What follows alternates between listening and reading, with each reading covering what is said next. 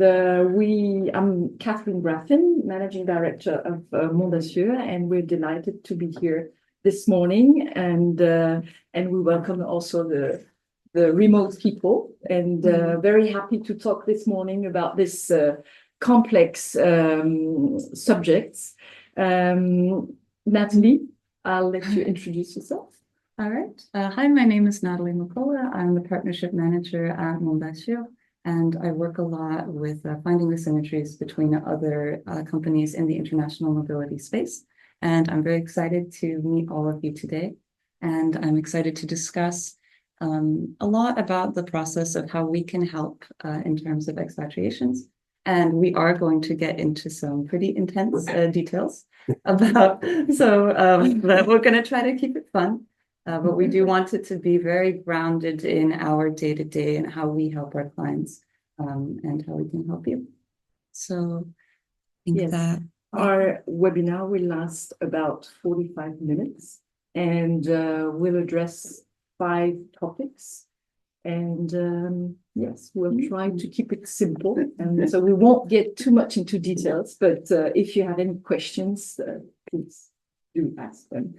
We can get as technical or non-technical as you want. So we'll see sort of what people are interested in.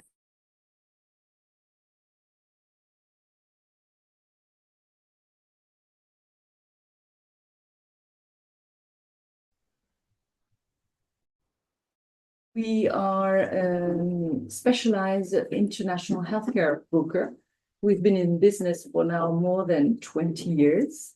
And we have very different type of product of insurance plans. We offer very flexible offers, from very budget-oriented plans to highly comprehensive plans.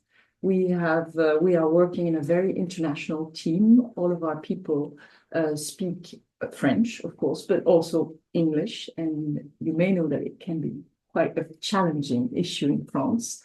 And we have also the chance to have people speaking fluently other languages, such as Spanish, Russian, Portuguese, or Arabic, or German, even Chinese. And we are very keen to collaborate with different partners, which can be legal professionals, relocation agency, and of course, our insurance partners. And we are addressing very different types of clients, who can be individuals, but also large corporation. And we offer tailor-made plans according to the needs of the clients. Okay, great. And also I'll add that a fun fact about our team is that almost everyone at Mondassur is trilingual at a minimum.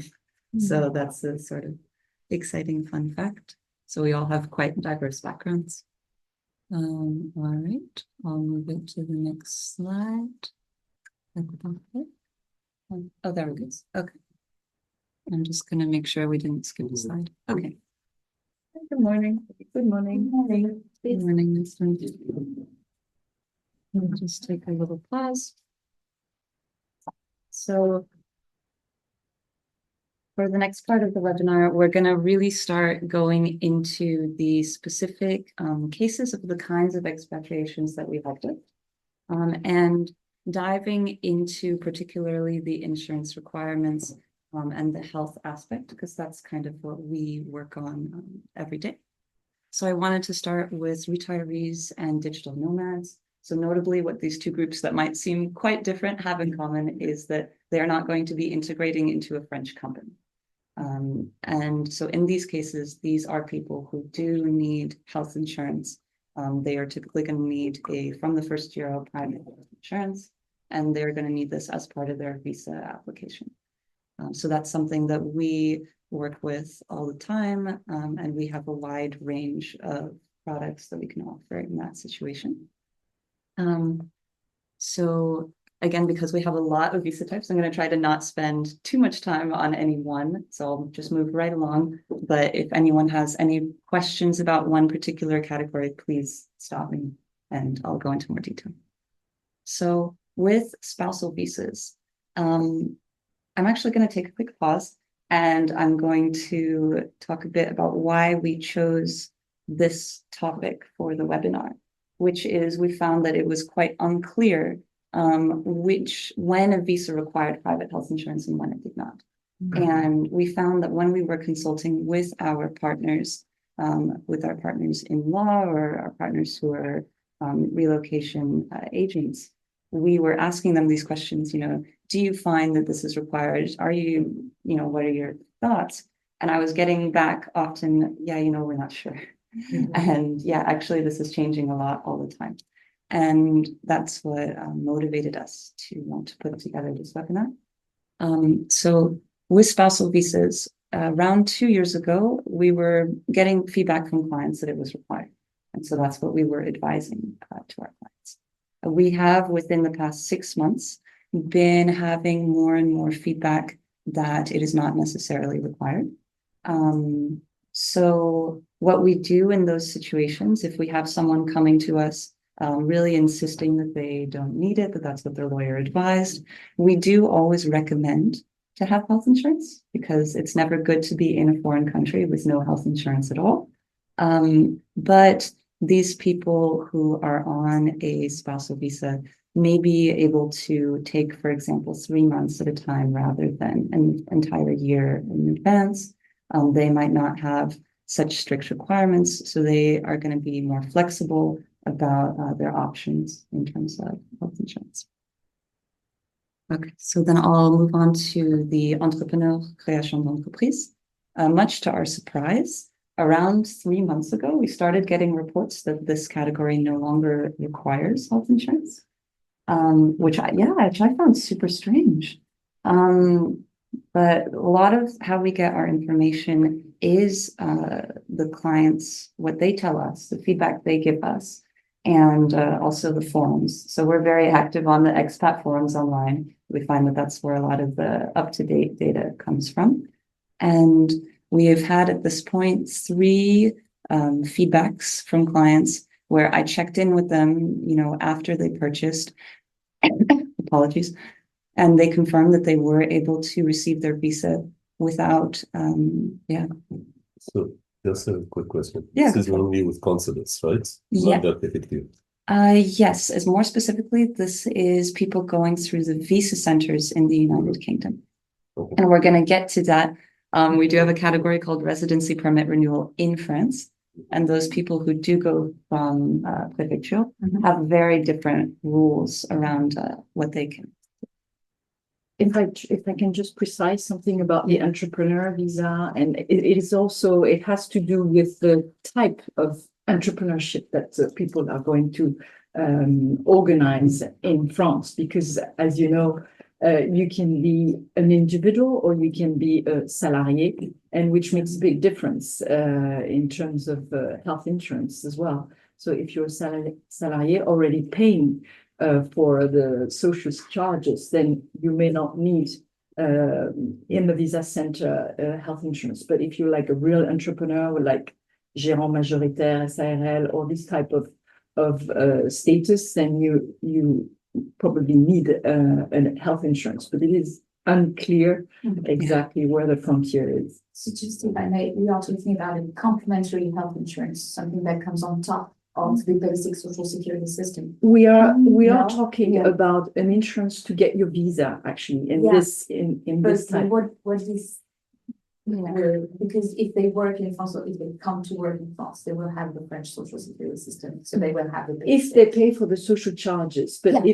if they come in France without having any professional link activity, and paying Yeah. social charges, they will not get the social security immediately.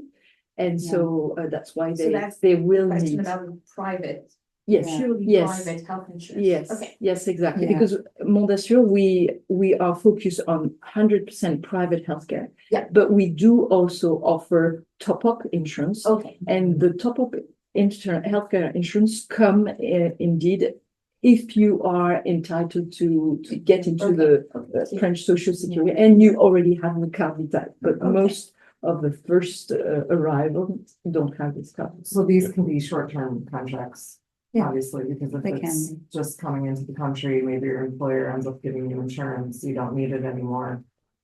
Short, it depends what you mean by short terms. Usually to get your visa, they will ask you a minimum of 1 year insurance. So Okay. it is not possible to get the visa if you only have a 90 days or 60 days insurance. I see. You need to have an insurance certificate for 1 year at least, or it is refused. It is very, very clear.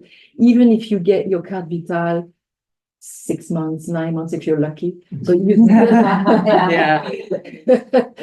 but you still need to have and show that you have a health insurance for 1 year at least. I will ask, so for the entrepreneur visa, in addition to the complementary insurance policy, there's also, depending on the type of the activity, some types of activities require assurance professionnelle. So do you also offer this? This is something else, and we could offer, as we are a broker for our clients, we can offer a non-healthcare insurance, of course, but this is something separate from what we are looking at now for the healthcare insurance and to get the visa to enter France. I see. Yeah, for sure. And yeah, looping back with the carte vitale, we find with our clients, it's taking them on average 9 months to a year to receive the carte vitale. And we do have around 25% of our clients that take over a year. I know personally, for me, it took 2 years.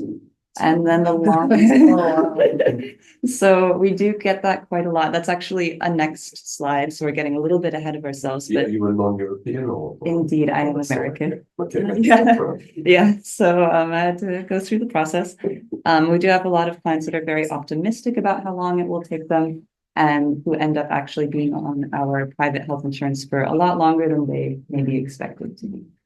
I will say also, we do offer for clients, for the lucky few that manage to get their carte vitale in under a year, we propose them to switch to a top-up policy. So we'll just convert them over to make sure that they're still getting the full value of what they paid for, even if they get it early. So we were talking next about the passeport talent chercheur. So typically in this case, they do not need for their visa up from the first year of private health insurance, depending on the case. And so, yeah, that's where it gets tricky. It really depends. It ties back to what Kathleen was talking about earlier. There are some situations where their company is going to take them on right away, and they are going to be integrated into the French system with the carte vitale. We have other researchers that actually we work with, that we partner with, where as part of their contract, they never integrate into the French system. So I think that you know the details of the law behind that better than I do. But yes, so and generally in these cases, the client coming to us is already aware of what they need. But For talent chercheur mobilité internationale, someone who's already working in an EU country and was already covered by health insurance in an EU country, would he be required to go to France and get this passeport talent chercheur? Would he require the healthcare insurance, or just the insurance he has in this country would be sufficient? Your question is that the person is already in another EU country And it's covered and by a is healthcare system? is covered, like for example, somebody is in Germany, covered Yes. by the German system, either private or public, Yes. and this person is coming to France. Yes. In this case, you would need the law says that you need to get the local, if you're going to live in France, you need to get the local social security. So it will not be enough if he's just insured in the original in Germany, for example. He will need to get insured by the French social security, or you will need to get a private health insurance if he's a non-EU, for example, and if it's not integrated into a company which is paying social charges to the local French social security. I know it's very complicated. I will say also as a note, we've had some cases with clients where actually they are European, but they did choose to go through us for from the first year of private health insurance in France, just because, for example, we had a client from Romania where whenever they tried to get their health expenses reimbursed, both the Romanian health system and the French health system were sort of playing a game of ping pong, where the Romanian health system was saying, no, you're not a resident anymore. And then the French health system was saying, oh, go ask Romania to refund this. And they got so tired of it that, completely setting aside what was legally required of them just for the concrete reality of their day-to-day life, they opted for a private health insurance. So it is complicated. Yeah, it is. There's a big gap actually between theory and practice. Yes. Yeah.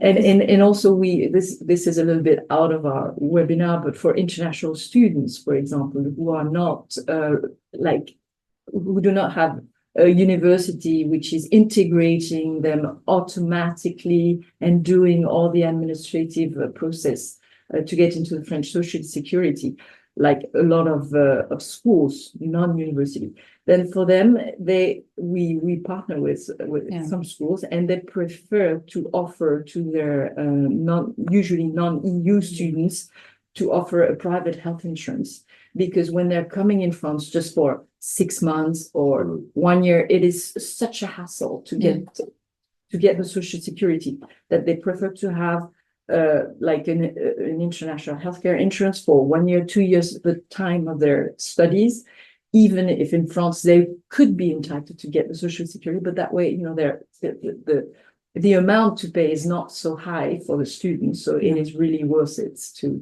just search for peace of mind somehow. Yeah, Makes sense. definitely. And to add on to the student category, it really does depend. There are some categories of students where it is legally required. So, for example, a student doing an exchange, it's going to be legally required for their visa that they take out private health insurance from the first year. If it's going to be more of a long-term program, such as a 2 to 3 year program, then actually, and I found this very shocking, it's not required. It's not required. And I will kind of use myself as an example here. When I had to go through that paperwork as a young woman, I opted not to get private health insurance during my master's degree.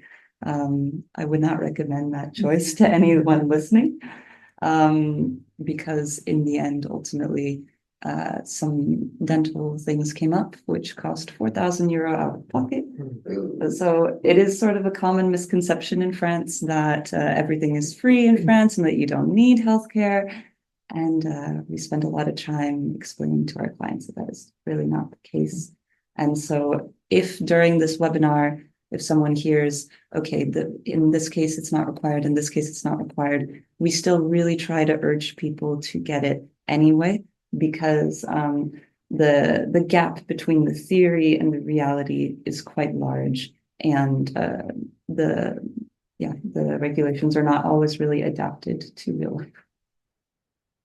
So, all right, Schengen visa. For Schengen visa, that's quite straightforward. That means a visa of 90 days or less.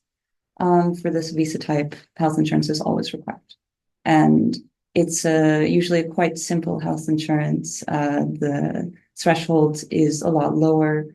For the categories above, someone like a retiree, someone like a digital nomad, then they're going to require a policy that includes generally pre-existing conditions. It's going to require a policy that includes routine care. The standards are a lot higher and there's a lot more scrutiny. But then if it's just a small short-term visa, then the standards are simply 30,000 euro minimum, and it has to cover a hospitalization and emergency care. So sorry to get technical, but yeah, that's the difference for that one. Next, there's family reunification. And this one, surprisingly, also depends. Usually, though, it's required, but it comes back into the idea of, are they going to be joining a French company or not? Are they going to be entering the French system or not? So if someone's bringing over grandma, then yeah, she needs private health insurance. But then maybe it's someone bringing over their husband and he's going to be integrating into a French company. And so he's actually entering into some of those other categories. Then it gets a lot more blurry and it won't necessarily be required. So we have to, yeah. Does this apply equally to passport talent, or this is just the regroupement familial outside of the passport talent, This is more like regroupement Yeah. familial, this idea. not the passport talent? Yeah, exactly. Yeah. It's a little bit, like I said, it's like a little bit blurry because sometimes people fit into multiple categories, but ultimately, yeah, if it's a situation like you said where it's a passport talent, then they should be in that category, right? But we have people who are both, right? So Yes. and that's where it gets complicated. But they would be in the passport talent category. And then finally, residency permit renewal in France. So this one's it's as I'm sure all of you have come to deal with, every préfecture seems to have its own set of rules. And we found that it's very incoherent. And so I am usually very, very transparent with clients when it comes to this. And what I basically just offer to clients is, look, we're gonna be flexible with you. I recommend playing it safe and just getting the private health insurance if you don't already have the capital. But then everything else is up in the air. When it comes to how long it has to last, when it comes to what it has to cover, all of this becomes very opaque, what's needed. So often people try different things, and what we say is like, look, we're just a phone call away. If you're at your appointment and they don't like what you brought, we'll fix it in real time. Yeah, which is it's not ideal, but it's how we try to really be there for our clients. And we have found, in fairness, that at the préfectures, they are more relaxed than at the first visa appointment. So it's often easier for them to find a product that's a good fit. The difficulty about that is that you have a lot of insurance providers which are more offering sort of travel insurance plans, and this is where it gets complex, because a travel insurance is not insuring the same way as a healthcare insurance, and although you have coverage for healthcare in travel insurance, this coverage is only for emergencies and is not considered by the préfecture or also by the different consulates as healthcare insurance. And this is what makes the complexity, because most of the people, everybody wants to have the lowest price, okay? Yeah, this is a common thing. Yeah. And so a lot of people just don't understand why they have an insurance which costs, I don't know, let's say 50 euros. And then on the other hand, you have another one which costs 150 euros. They both write it's a coverage of 100% medical insurance, for example, medical costs. But this is where it makes the difference. Because if you write 100% medical expenses, and if it's only limited to emergency medical expenses, without coverage for pre-existing condition, with exclusion of any routine expenses, then this is a travel insurance. And if you have in your terms and conditions, who are like 50 pages, something saying, okay, we are not insuring expatriates or people having their permanent residency in the country where you are taking your insurance, or we are not insuring stays of over 90 days, for example. And sometimes this is how they are offering you. You can take it for 1 year, but it only covers you for stays up to 90 days. Then this is not compliant with visa requirement, and this will not cover you properly in France as well for medical expenses, as you said, Natalie, which can be quite high. And on the other hand, you have healthcare insurance, and we are offering these healthcare insurances where you have coverage for pre-existing condition, which is something really very specific, because that means that you need to have a medical questionnaire. And this is why the consulates are asking also if your insurance plan has a medical questionnaire. If you don't have a medical questionnaire, you can be sure that pre-existing conditions are not covered. Yeah. So we have this type of insurance, and of course covering you more than 90 days. It can cover you 1 year, 2 years, 10 years. It is a real healthcare insurance, as you would have with the French Social Security and a top-up insurance as well. Yeah, no, it's true. It's a really big problem, actually. And that is something that people really need to watch out for when they do their residency permit renewals. Because at this stage, you have a lot of people who are like, oh, I almost have my capital, I don't really need anything. And they might be tempted to buy the absolute cheapest policy possible, which will generally say in its terms and conditions must be purchased prior to arrival. Mm-hmm. And so we're trying to help people avoid those pitfalls and avoid that kind of policy, which would be completely wrong for their situation. So just an FYI, we might be asking, Hashem at the end of the table, and I might be asking a lot of questions because we run a freelancer networking group in Paris for expats. So we have like 800 members at this point. And it's a volunteer thing that we do, but that's why we're asking so many questions, because we like to relay the information to the members just to help out. We're doing a forum actually next week to discuss like the top 6 burning questions. This is not part of it, but we could do another event where we discuss this topic. So yes. Also, I actually help people with the titre de séjour and visas. Oh, yeah. So the question of the health insurance, I always deal with that on a daily basis. This is why. You're an expert also. Yeah, exactly. So this is why I'm asking about it, because prefecture, consular, the law, all these things, but I'm more on the legal side. Yeah. So this is why I ask these questions to have a reliable information. Yeah. Oh, it's exciting. So you came at the right time. Oh, I'm very glad. I'm very glad. So the next slide, which also might inspire some questions, because we really want to talk about common misconceptions. We actually already went over some of them, which is great. Yes, that's correct. Yeah. Yeah, we have a lot of people telling us, oh yeah, I don't need your health insurance because I have a GHIC. But the thing is that this card is only limited to 90 days. So indeed, this relates to what I said earlier. We have also people saying that, yes, I don't need your health insurance because I have health insurance or have travel insurance with my credit card.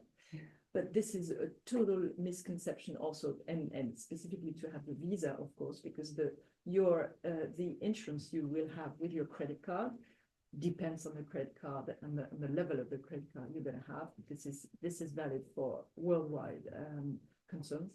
But it also it insures stays up to 90 days.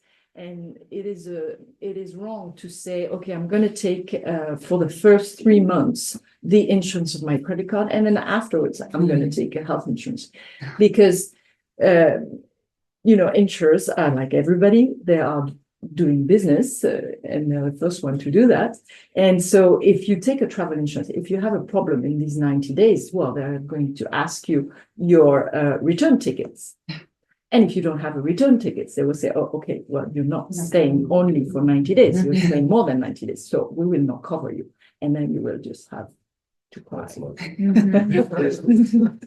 And then another misconception is I will have the carte vitale immediately. Well, we all know, I think around this table, that this is not the case. And it will not be, it will not improve.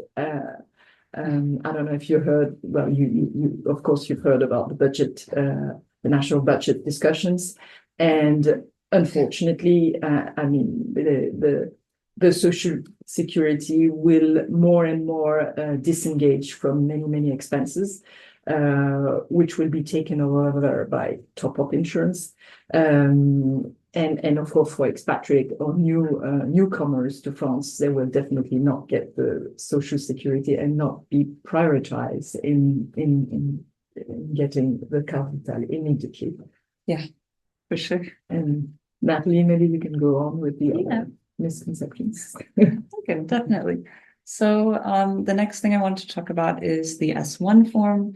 So the S1 form is something that I learned about a year and a half ago, pretty much entirely from our clients, what our clients were telling us, and then my searches on Google and going on various government websites, trying to understand what this is.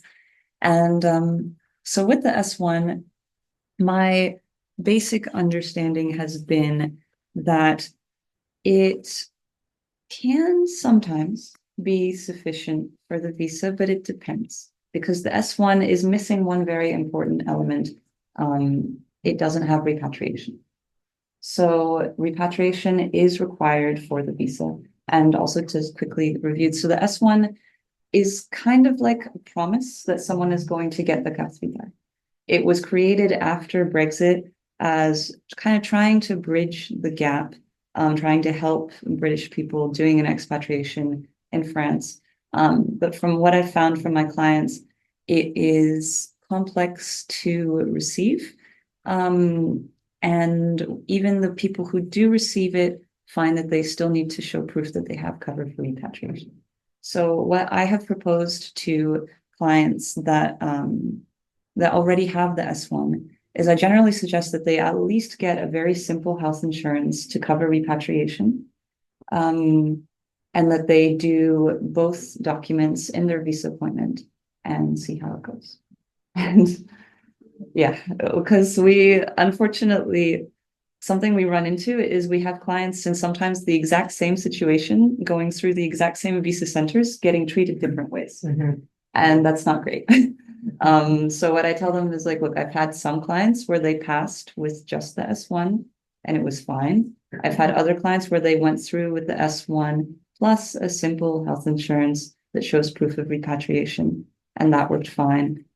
And then I've had other clients where they were just refused and they said, no, okay, like we don't care about this. You need a comprehensive from the first year of private health insurance. So generally what I tell people is I'm like, look, it's safer if you show proof of repatriation in addition to your S1. That is what I advise. Is it too late to ask what an S1 is? No, it's not. It's not. I always, I'm not an expert on what they are myself. They're sort of like a promise that the person is going to be integrated into the French healthcare system. It's S1, it's it's a form. it's from the French side or from the British side?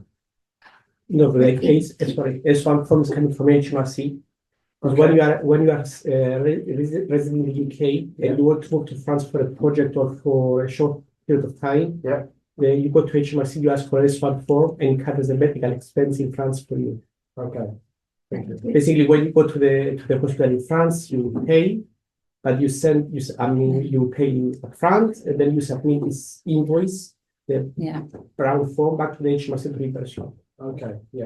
Okay, thank you. Normally, an S1 is something that is European, it's not only the So UK, it's It's European. the form that is symmetrical to the A1. It's the same thing. Okay, A1 if slash you have S1, yes. A1 means that you have a document that says which legislation is applicable to you in terms of social security. So, for example, if you're seconded, posted from the UK to France, you can ask an A1, and then you will remain covered by the UK social security system while you work in France.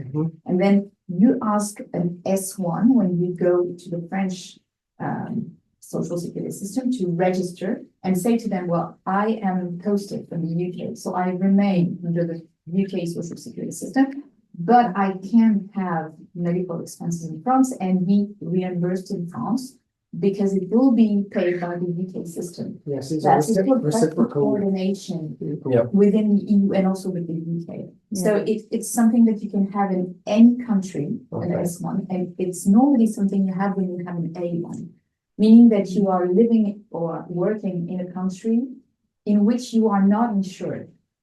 You're not Okay. insured by the And there's a social limitation, security I think, I'm not system. sure if it's 6 months or 2 years, I'm not sure.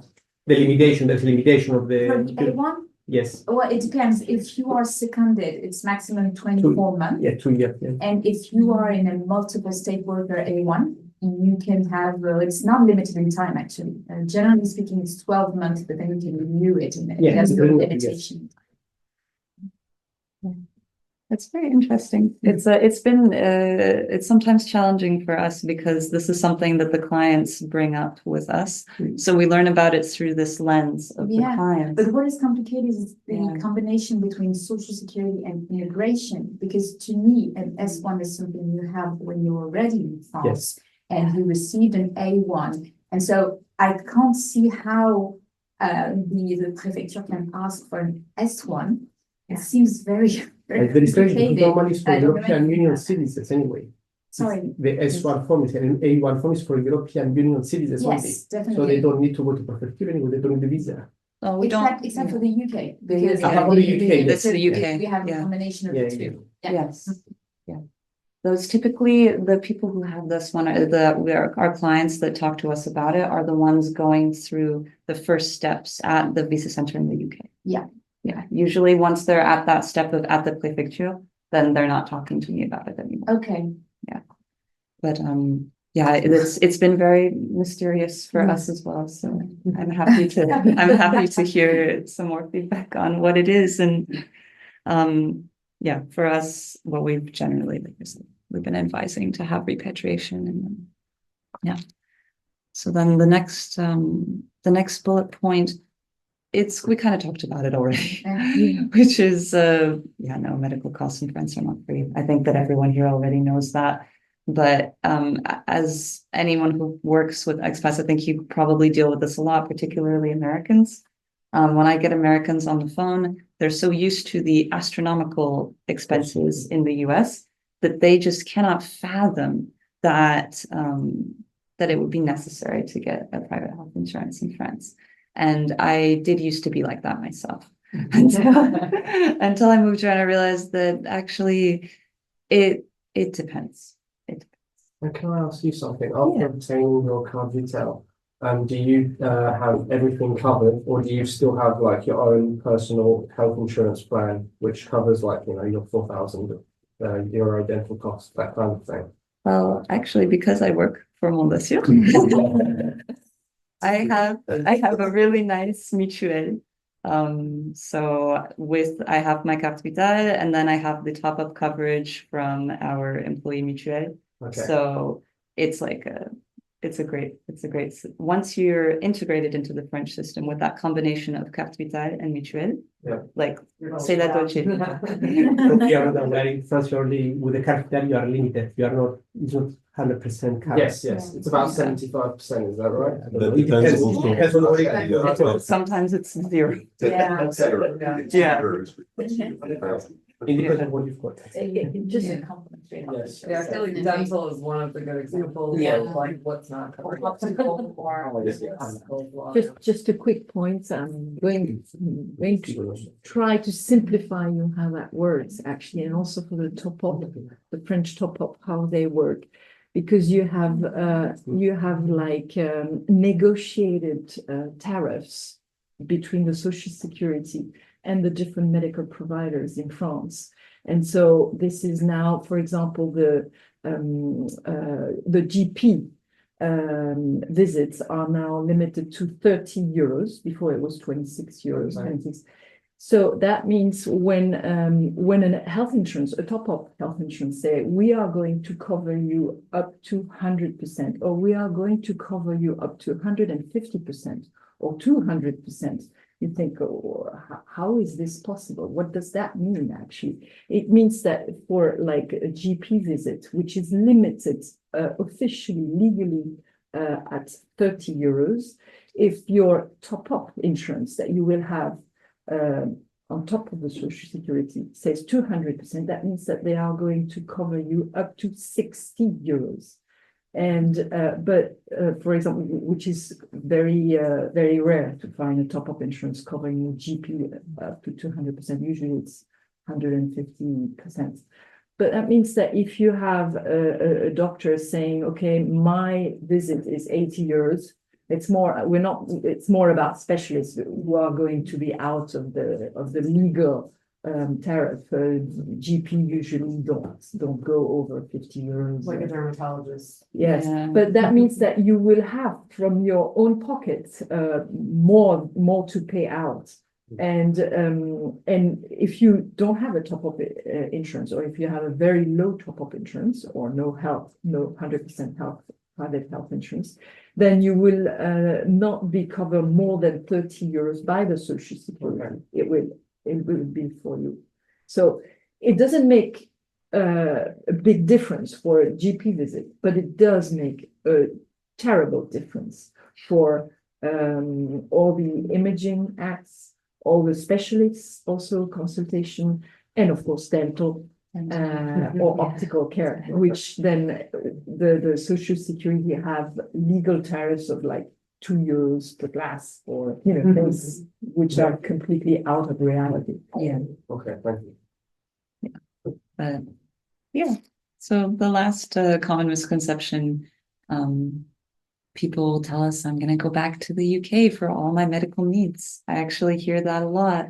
And it's just kind of working with people to look at reality and to just think about, okay, if you get sick, if you really do urgently need care, are you going to book a train ticket on the Eurostar to go home, or are you just going to go see the doctor that's near your apartment in Paris?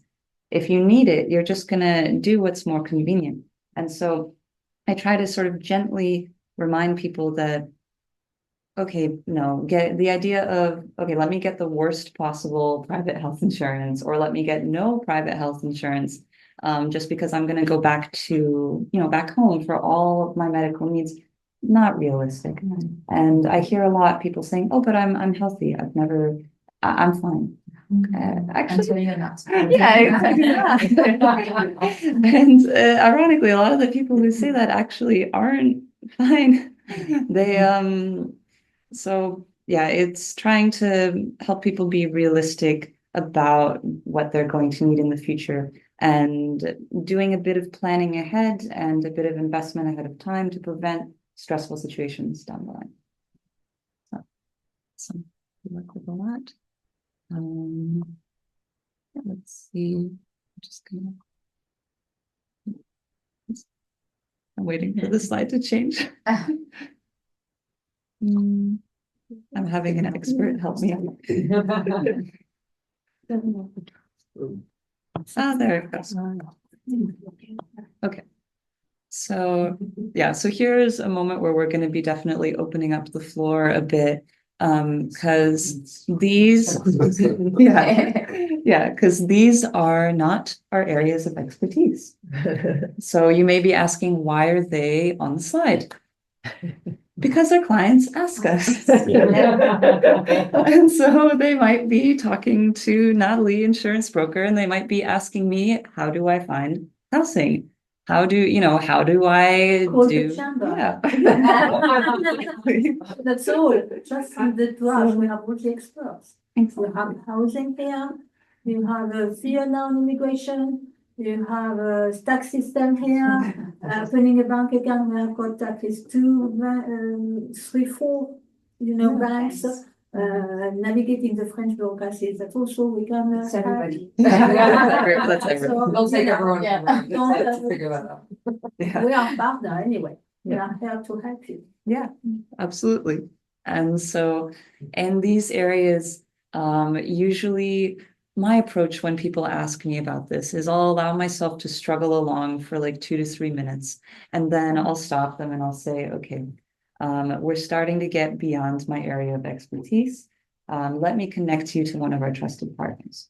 And so we are very fortunate to have a vast partner network, which is partially indexed to the Franco-British Chamber of Commerce. So it's always nice to get in touch with new businesses in the sector. And we just connect our clients with the relevant partners. And with us, this is a way of saying, okay, we care, we're here to help. We are in over our heads with these particular questions, so please go talk to them. And as you guys know, all of these subjects are really challenging. for expats in France. I mean, even something like opening a bank account, which you think would be simple. No. You think The catch-22 of needing an apartment, but you need a bank account to get an apartment, but you can't get an apartment without a bank account. Yeah. It's crazy. Yeah. And I mean, what we do on our end is, for example, we really try to make it easy in terms of the health insurance, in the terms of like, for example, I'm recently in the process of setting up a client with health insurance and also home insurance. So we're setting him up with home insurance, but the problem is he doesn't have a French phone number. He doesn't have a French bank account. So and he doesn't speak French. And so this has been quite a challenge, but we have managed to find solutions. And we currently, we've taken care of his health insurance, and we've taken care of his home insurance. And we had to fight with a little bit to get him approved, because typically you actually need a French bank account. And we're brokers, so we can work with a variety of trusted partners. And we found that, the bank account was a bit of a problem. So it's like, if you need a French bank account in order to get home insurance so that you can rent in France, but you can't get a bank account because you don't have it becomes like someone has to be flexible. Yeah. Chicken and egg, yeah. But we were able to help him, at least in that respect, to get him set up with the various insurances that he needs while he is, working on the other elements. But yeah, so that's.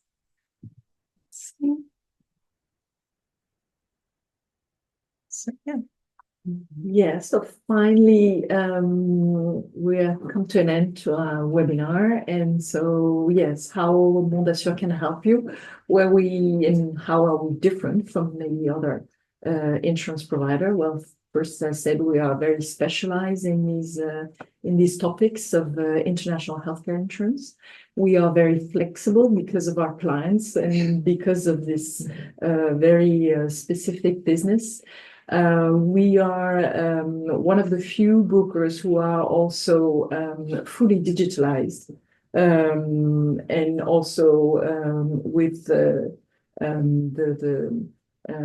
medical questionnaires processes, which is kind of very difficult because we value, of course, confidentiality, and this is a very tricky process in IT. We are also one of the few brokers which is offering in-house claim managements, which offer a very smooth experience for all of our clients, because we are in capacity to really follow up with our claims management team once there is a problem, because it's not only a question of buying the insurance and getting the insurance for the visa.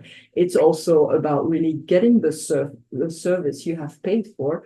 And when you have a problem, when you need to be reimbursed for your medical expenses, you really want to have this in the week when you submit your claim. And this is what we are offering to our clients. It's very, very important for us. And also, when you call us, you have a direct contact with highly qualified people, such as Natalie.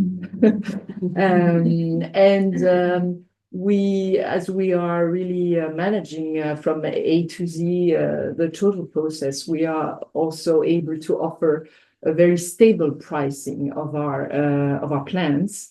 And this is very important. We don't want to have each year 15% increase in our prices. So we are dealing sometimes with no increases or below 10%, which is under what the French top-up insurance plans are going to have next year. So this is a real challenge.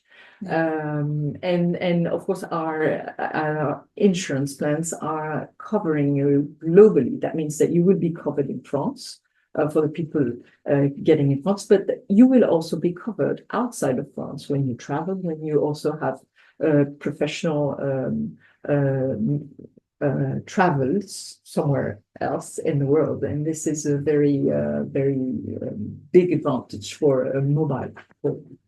So yes, we are happy to help you, and yeah, I think that's it. Thank you. Thank you. So, other questions?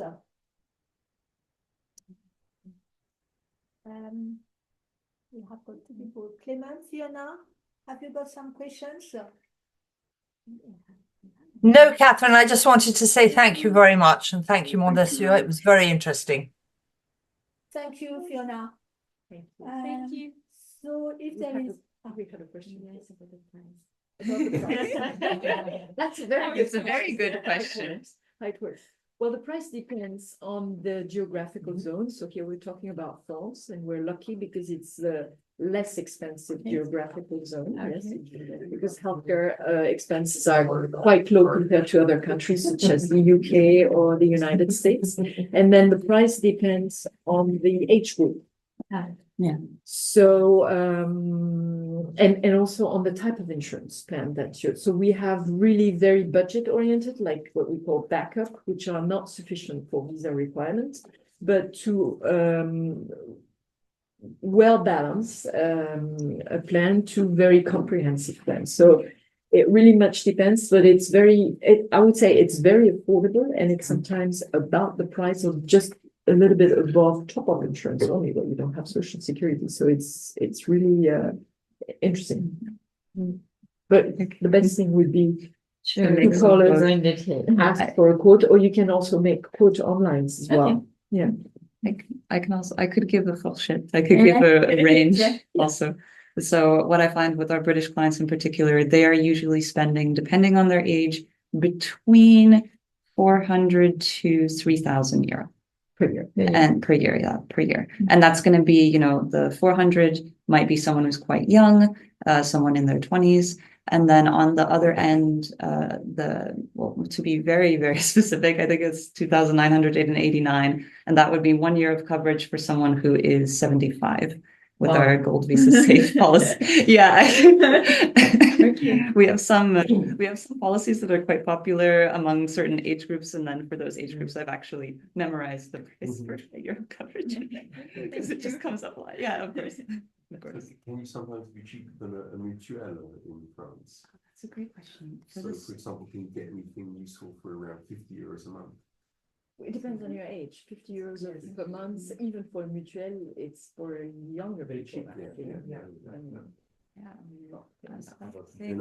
I'll say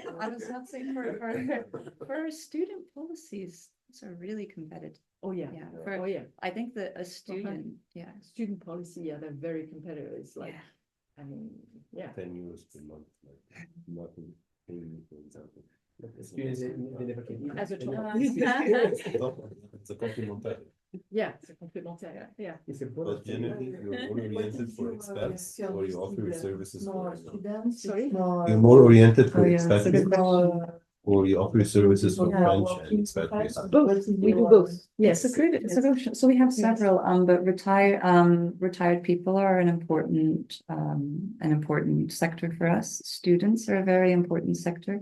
And I would say families as well, young professionals and families who are internationally mobile. And we have various different core audiences. But what do you think? Yes. Yeah. In particular, also with Brexit, we have because it used to be. I mean, it's new. It's very new. What? Well, with Brexit and everything, we didn't used to really have British clients so much. Well, before we had, but like expatriates, it wasn't such a subject before because they would be as any other European. Exactly. So citizens. So with the British market, we're still kind of discovering. Because it's growing and changing. It's changing. That's the thing. It's changing. It's different now than it was just right after the Brexits. And definitely. But it's always an issue for mobile people anyhow, you know, if they want to get out also of France, because we are like Doing that expatriates as well, yeah. going to Spain or going to Thailand Or to Britain. or to Britain, yeah. Because course. we can do both flows. We Yeah. can do French Yes. residents leaving, or we can do people going anywhere. Any other questions? So thank you very much, Catherine, Nathalie.